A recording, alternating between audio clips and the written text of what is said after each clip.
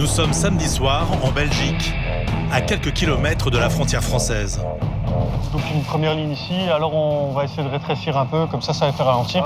Vous avez pris 15 vitesses. Comme dans la plupart des pays, les jeunes Belges sont de sortie.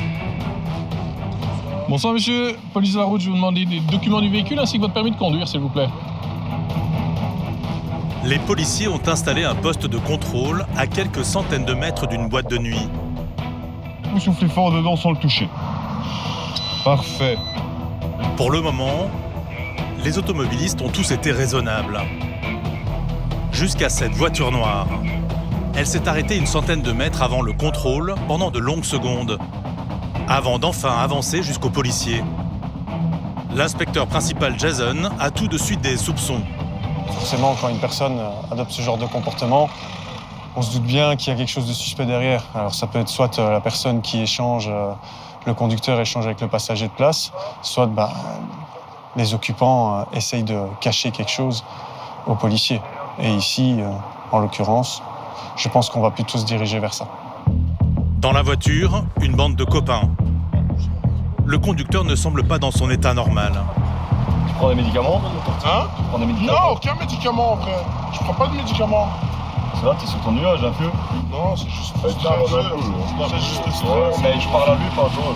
Les policiers les font descendre du véhicule pour procéder à leur contrôle. Une situation que ces jeunes hommes n'apprécient pas. Arrête, c'est bon, hein. Qu'est-ce qui se passe, les gars? On n'est pas Ben Laden, calmez-vous. Bon, maintenant vous reculez, vous allez vous mettre là-bas sur le côté. Monsieur, je vous parle. Allez vous mettre là-bas sur le côté, s'il vous plaît. Je vais vous demander de décaler. Le conducteur se soumet au test d'alcoolémie.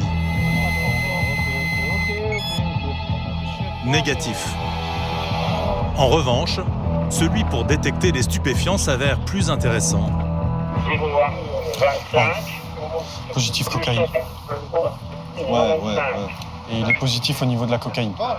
On va pousser un petit peu les recherches un peu plus loin. On a des petits indices qui nous laissent penser qu'il y a plus à trouver ici. Le contrôle est approfondi. Dans la voiture, un téléphone est retrouvé. Un modèle basique qui n'a normalement pas vraiment la cote auprès des jeunes, mais qui est souvent utilisé par des trafiquants de drogue. C'est à qui ce téléphone? À moi. C'est à vous? Ok. Pourquoi il y a un problème? Non, on trouve un téléphone, on aimerait bien savoir à qui il est. Hein. Est-ce qu'il y a un problème avec ce téléphone? Directement.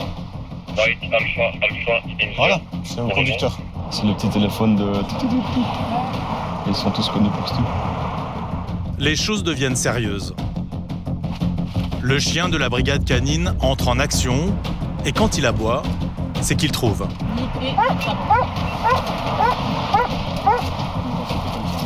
Un petit sachet d'herbe de cannabis dissimulé sous un siège. En simultané, une autre trouvaille dans un recoin. Jason, il y a une fois, il vient de retrouver une liasse de billets dans le faux plafond du toit. Nouvel indice que ces individus ont des choses à se reprocher. Donc c'était caché dans le faux plafond du véhicule. Donc le collègue a eu la bonne idée d'aller fouiller là au-dessus.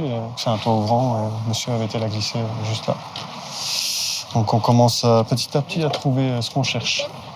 Et la raison surtout pour laquelle ils se sont arrêtés un peu plus tôt. Tu as trouvé les 2000? Soi-disant, il me dit qu'il y a 2000 € parce que demain, il va voir sa famille en France. Pourquoi est-ce qu'il est caché dans le faux Pourquoi? plafond? Voilà, c'est ça. Et je lui dis, pourquoi tu les prends maintenant et les laisser chez toi? Tu ne sors pas chez moi. Voilà. Jason est policier depuis 15 ans. Il ne se laisse plus abuser par les mensonges de certains. 2000 € en billets de 50. Donc évidemment, quand on demande à monsieur s'il y a des choses dans le véhicule suspectes, il nous dit que non. Puis après, quand il voit qu'on commence à trouver, les explications partent de nouveau un peu dans du n'importe quoi.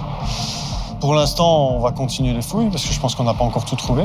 On va encore procéder à une fouille complète des individus. Et après, étant donné les éléments, on va aviser le magistrat pour voir un petit peu ce qu'il préconise. On va te fouiller. On m'a fouillé. Ouais, mais là, on va te fouiller complètement. Une fouille qui va permettre des découvertes très compromettantes pour l'interpeller. Les policiers découvrent encore de l'argent. C'était où? Sur lui, dans sa poche. Ah, Pour acheter une voiture. Encore pour acheter. Mais il sortait en même temps, donc il les a sur lui pour acheter une voiture et sortir. Et du coup, il savait pas trop ce qu'il allait faire avec. Il faut passer une bonne soirée. Ah, il y a de quoi. Pour eux, en tout cas, il y avait de quoi passer une bonne soirée. Maintenant, elle va être nettement moins bonne. Parce que là, ça commence un petit peu à se refermer sur eux. Leurs explications tiennent de moins en moins la route. La fouille continue, plus poussée. Cocaïne. Cocaïne. S'il te plaît. Dans le calbut. Le magistrat de garde vient d'être contacté et sa décision est sans appel. Les 3 copains sont interpellés. Bien, messieurs, suite à tout ce qu'on a découvert, d'accord, les stupéfiants, l'argent, votre attitude avant le contrôle, vous êtes tous les 3 privés de liberté judiciairement. Le véhicule va être saisi judiciairement. L'argent... Laisse-moi terminer, monsieur, s'il vous plaît. On discute après. L'argent est saisi judiciairement également. Les stupéfiants, forcément, aussi. D'accord ? Et on va partir en perquisition chez vous. Alors que les individus sont conduits au poste, l'équipe de Jason ne perd pas une minute et se dirige directement à l'adresse du conducteur. À partir du moment où on découvre des indices de vente, on est dans le cadre d'un dossier de flagrant délit. Et donc on peut en tout cas partir en perquisition. Et ici, ça a été une demande du magistrat, c'est d'aller vérifier auprès des domiciles des suspects s'il n'y a pas encore de la matière et également de l'argent ou des armes, parce que bien souvent, tout ça va de pair. Le jeune homme logerait dans cet immeuble en périphérie de Mons. Sa mère et sa sœur sont présentes. C'est la police, vous voulez bien descendre s'il vous plaît? Ah, descendez, je vais vous expliquer, madame. Et après de longues minutes d'attente, elles finissent par ouvrir aux policiers. Bonjour, je me présente, inspecteur principal de... Je viens chez vous en perquisition. Non, vous fermez pas la porte. Voilà, vos 2 fils ont été privés de liberté. Voilà, vous checkez ici en bas. Je vais vous montrer ma carte, venez avec moi.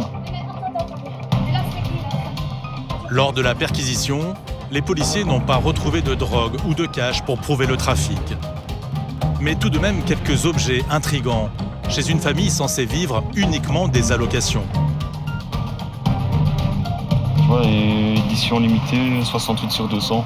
À mon avis, c'est des montres qui coûtent assez cher. Une personne qui travaille pas, je sais pas comment il fait. Les policiers en sont sûrs, tout cela cache un trafic de drogue juteux. Allez, let's go. Le jeune homme est pour l'instant placé en garde à vue, sa voiture saisie. Il sera convoqué dans quelques semaines au tribunal pour détention, consommation, vente de produits stupéfiants et blanchiment d'argent.